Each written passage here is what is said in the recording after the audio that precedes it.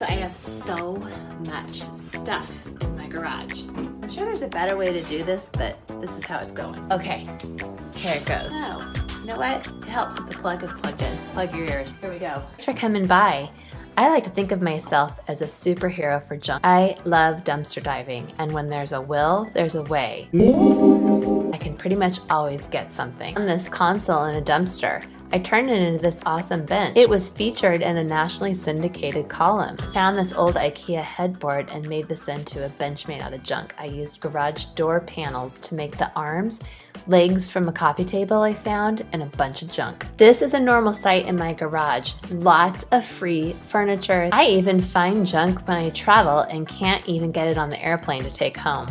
Stick around here and I will show you how to repurpose your junk and how to find the best stuff. In power tools, it's not scary. If I can do it, you can do it.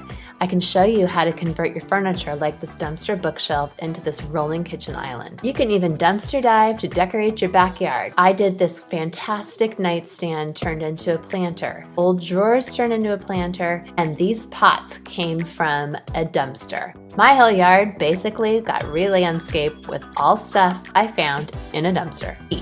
I also love garage sale leftovers. This is how I make over a lot of my stuff. Now, excuse me, I'm gonna see if I can get this out.